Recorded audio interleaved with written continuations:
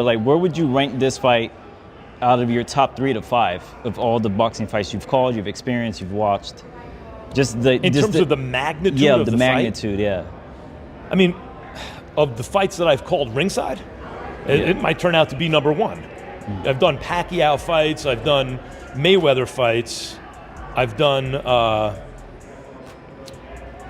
Anthony Joshua against Klitschko. Those are big fights, but this will, listen, because of Netflix, this will be the most watched fight, championship fight, in almost 50 years. Max Kellerman predicted how massive the Canelo versus Crawford match was, calling it one of the biggest matchups in boxing today. Obviously, in terms of skill, strategy, and raw power, this fight was more than just a battle in the ring. It was a moment in time, and for not only these fighters, but the sport. It's going to be, because Muhammad Ali fought Leon Spinks in the rematch in '78, and they did 90 million TV sets. 90 million. And since then, what has even come close? The biggest fights have all been on pay-per-view, and they do 2 million buys. Oh my God, 4 million buys, Mayweather Pacquiao.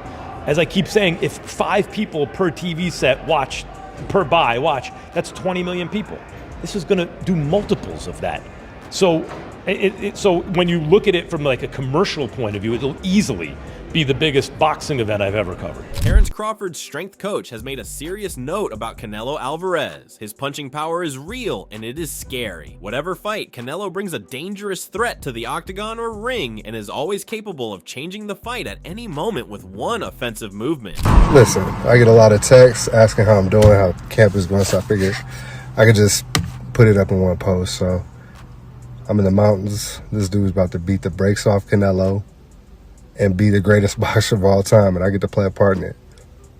All is well, truly well. We good. I'm good. I'm real good. Roy Jones Jr. just dropped a bomb in the Canelo versus Crawford debate, making it perfectly clear where he is putting his money. He describes Crawford as the guy with a loaded weapon, while Canelo only has one bullet to either win or lose the fight. If Canelo fights the absolute correct fight that he can fight, the only correct fight that he can fight, he does have a chance, and I think he could be victorious. If he doesn't fight the one way that he can only fight to win it, Terence Crawford has 6 ways he can win it. And my money will go on a man who has 6 ways to win it. And just when you thought Roy had completed his thing, he then makes a comparison that takes a fighter of his caliber to even imagine. Roy was not necessarily speaking theoretically. He reached back to some of his own battlefield experiences, trying to compare his fights at heavyweight to what Crawford is entering into now. It was a reference to the type of conditioning that doesn't happen in the flip of a switch. You don't magically have it. You build it or condition, or prepare to respond to those moments over years of toughness and adaptation. Then he changed gears and got to the essence of what could determine what happens on the night. He bulked up to the weight.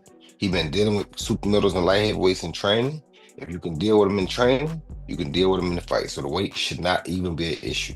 It was more of a warning than an opinion, because it was a warning to those who think a bigger size is going to be Canelo's advantage. Roy illustrated a scenario of Crawford already waging battle against heavier, stronger men in the gym and coming out no worse for wear. That means when fight night arrives, it won't be the first time he will feel that power, and he won't be going in blind. Then there was Abel Sanchez, the former Golovkin trainer who has been in the middle of things, mentoring champions and scrutinizing fighters for decades. First of all, Terence Crawford is a Hall of Famer. Terence Crawford is going to be a first ballot Hall of Famer. I think that he's a great talent, but we have weight divisions for a reason. If Terence had taken maybe 2-3 years and fought 3 or 4 guys at that weight to prepare for Canelo, I think it would be a better fight. Sanchez's words served as a soft warning, reverberating through the fight community. This wasn't just a thing about talent or heart. This was about actual weight, timing, and preparation. Against Canelo, even the slightest hit could be a killer, and the margin for error could not be any smaller. Just when it seemed that the debate had come to a conclusion, Abel Sanchez opened his mouth and dropped his own perspective. His words sparked life and flipped the whole discussion upside down. First 3 or 4 rounds, in my opinion, will be difficult for Canelo because of the speed. And once he assimilates the speed, I think it's a fight where, as you've seen in Canelo fights, by the 5th or 6th round, it becomes a sparring match for him. He doesn't seem to want to knock anybody out. He just wants to beat you up.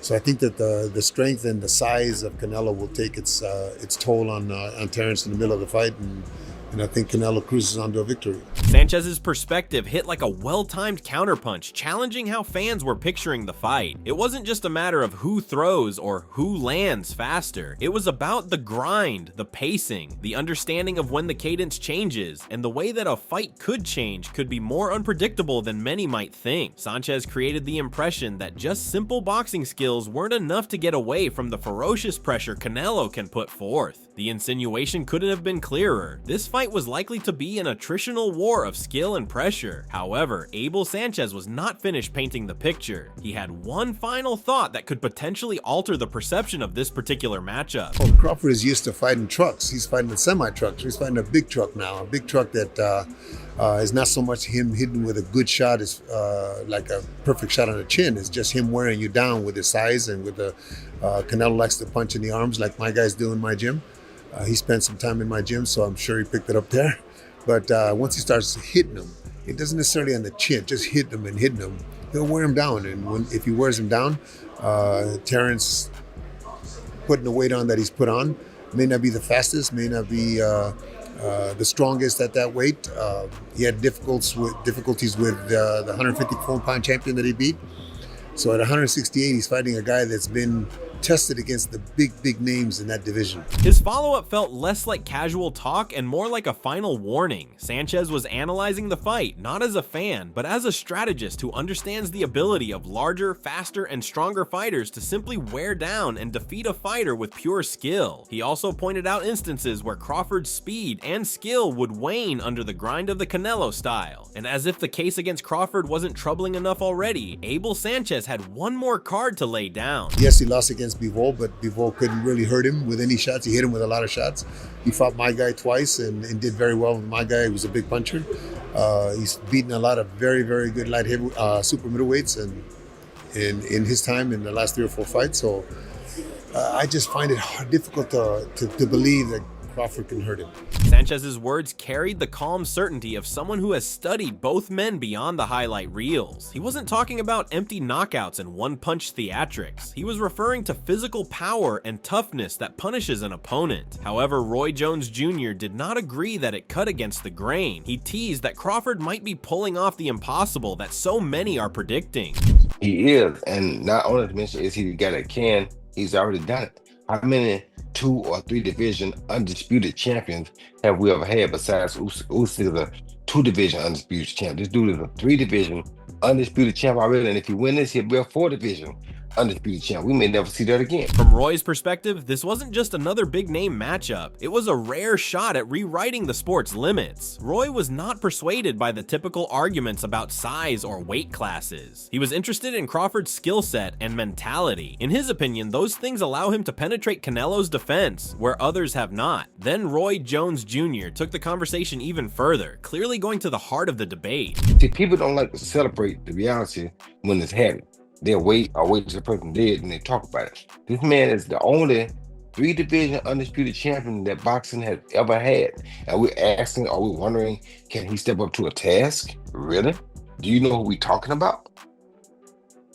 I mean, people. I mean, I just don't get that. I don't understand how people, they discredit things so quickly. I guess, a lot of times, peer pressure, social media, money, things like that distort the truth sometimes. You understand me? This man been around for the last 20 years, undefeated. You understand me? For the last 20 years, undefeated. If somebody wanted to prove this, that day was right there. Why they didn't fight him? He been undefeated for the last 20 years. I mean, right there. Only 3 division undisputed world champ. Only. You could really put him in the talk for one of the pound for pound, one of the best ever. Who ever did that before? Nobody. It wasn't just praise, it was a challenge wrapped in belief. Roy spoke like a guy who had measured greatness and could see what it looked like up close. According to him, the foundation of Crawford's legacy hasn't merely been titles, it has been ability to step into tough situations and find a way to win. Roy Jones Jr. leaned in and had one more thought. This thought could change the way we think about Crawford's chances entirely. It was the kind of statement only one fighter who has been there could make. A good big guy does beat a good bad guy, but a great little guy, I mean, does beat a great small guy, but a great small guy beats a good big guy. We might be talking about a great small guy here. We'll find out in this fight, but we might be talking about, which I think we already are, but I think we're not talking about a good small guy. I think we're talking about a great small guy. You understand me? So this great small guy, like you saw with me, a great small guy can do anything. Roy's follow-up had that blend of wisdom and conviction that comes from a career lived in the fire. He wasn't just talking hypothetically, he was portraying Crawford as the kind of rare talent that can shred the script on fight night. Roy Jones Jr. went one further and added a perspective that could sway fans' view of the fight. His next words were not analysis, they were a warning based on experience. There's a lot of I don't knows about Canelo, you feel me? So I don't know if Canelo's hungry. I know Bud is hungry. Bud stays hungry. I don't know if Canelo's hungry. Bud has never got the recognition for what he deserves like Canelo has. You understand me? So Bud is still hungry for that recognition. When you're hungry like that, a determined man, it's very hard to detour. Now, like I said, because of Canelo's size and because of all his accolades, if he went out and fought the perfect fight, it's going to be hard for Bud to beat him. But if he don't, it's going to be a problem. It was the kind of insight that makes you rethink every possible outcome of this fight. Roy was not only thinking about the skill, he was thinking of mentality, preparation, and the weight of the fight when the stakes are higher than any fight before. But Richard Johnson III just sat down in the center, hearing all of this, and made a comment. I don't know. I want to say Crawford, but it's like you can't speak on Canelo either. 168, that's a 50-50 fight. Johnson's words carried the tone of a man who's been around enough big nights to know how quickly things can swing. He wasn't talking absolutes, but possibilities. The types of possibilities that keep fans and fighters alike anxious in their seats. His perspective painted a different picture of the fight, one where the momentum could change as quickly as a blink of an eye. Richard further added his own layer to the size controversy, one which could possibly alter the way the fans visualize the fight. I just feel like Canelo naturally the bigger man. Like Canelo probably walking around probably easy 195, maybe even 200. Compared to what Crawford walking around blowing up 168. Johnson's insight wasn't just about numbers on a scale, it was about the physical reality once the first bell rings. He hinted at how size can quietly change every interaction, from inside clinches to taking shots that would buckle a smaller man. He saw the weight difference as a potentially covert advantage for Canelo, a slow-burning harmonic deterioration of Crawford. And then Jimmy Lennon Jr. chimed in, the voice of boxing's biggest nights. Lennon's perspective carried the calm authority of a man who has seen legends rise and fall under the brightest lights. I tell you, I tend to always think the naturally bigger fighter is going to have an advantage. I'm just, with the Crawford moving up, he was a 135-pound champion, and had 40, fantastic champion, 47 then, and then 54. Is 68 too much? That's really a big jump. But I tell you, a lot of people I respect just say, no, he's going to be favored on that. Wow. So I don't know what to say, but He wasn't just repeating the concerns about size, he framed them in the context of how the fight could all play out. The takeaway was that in the heat of battle skill, timing, and strategy may transcend weight categories. But Jimmy Lennon Jr. wasn't only discussing records and reputations, he had one more thought that spoke to the very heart of what makes this fight unique. Canelo's a great fighter and a smart fighter, and two fighters in the pound for pound best. Getting it on. That's nice for boxing. Yeah, that's a tough one. That's a tough one to say. But certainly he should be considered. He should be in that discussion, and people could argue that either way for a while. But if he does it, you always wonder. Will people say that no, Canelo was going down and he had had enough? That there might be an excuse for that. So, we'll see. But it'd be quite a feat if he does beat Canelo. That'd be amazing.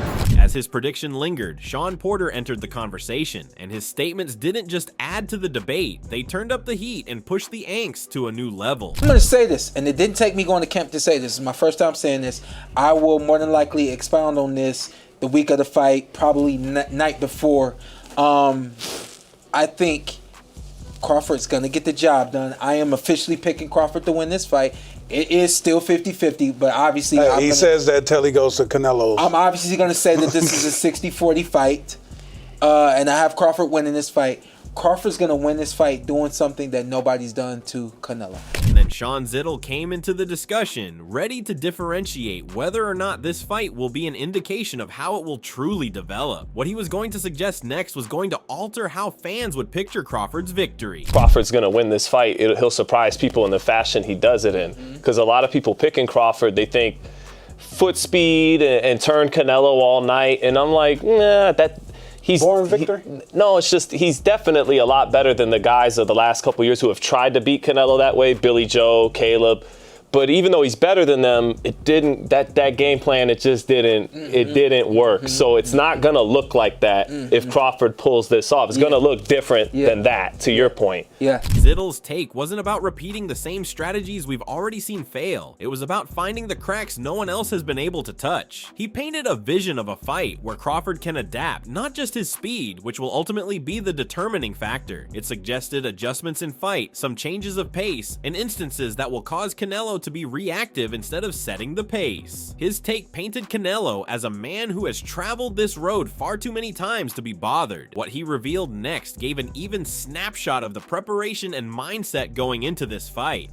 Canelo Alvarez takes a ridiculously good shot, which we all know. I got this wrong with Berlanga and Shiraz. I said maybe, yeah, Shiraz is the more skilled guy, but maybe Berlanga. Your heart got you. Yeah, I'm from Brooklyn.